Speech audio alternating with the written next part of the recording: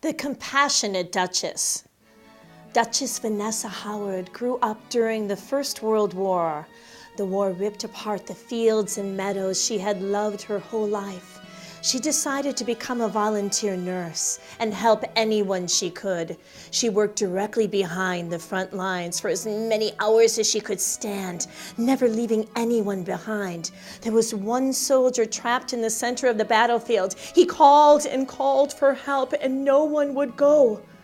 Too afraid of the peril, Vanessa ran to collect him as a shout exploded, ending her life.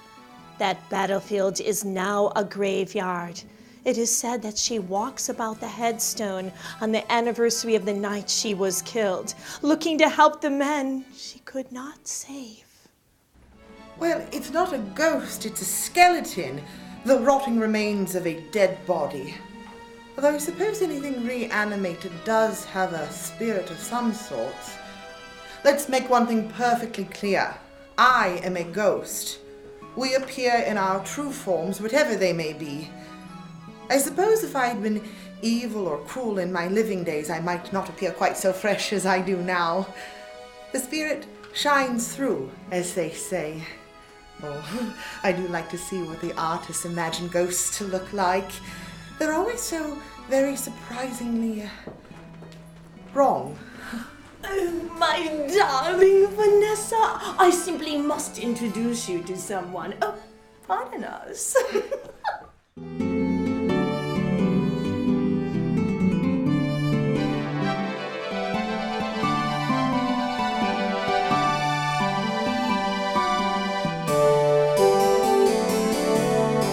As a ghost, you don't have a choice of where you haunt.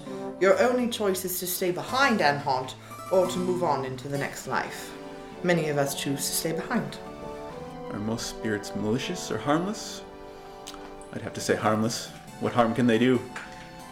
They're not material. They're just a spirit roaming the earth forever. How awful. I don't know whether most spirits are malicious or harmful. They are as they were in life. If the ghost decides to stay behind and haunt someone and he was malicious or harmful in life, then he would continue to be so.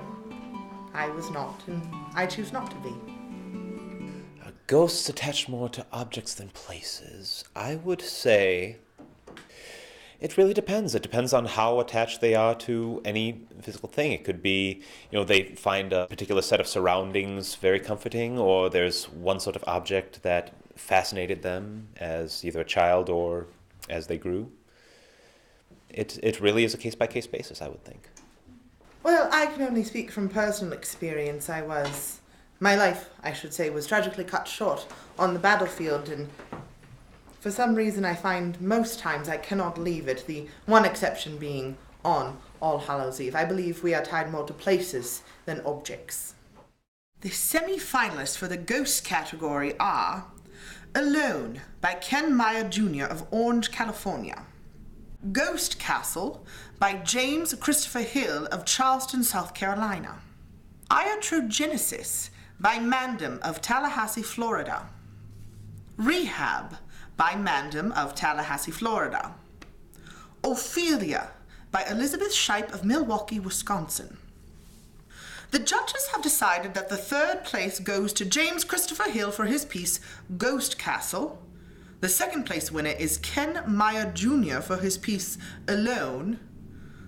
The ghost category first place winner is Iatrogenesis by Mandem.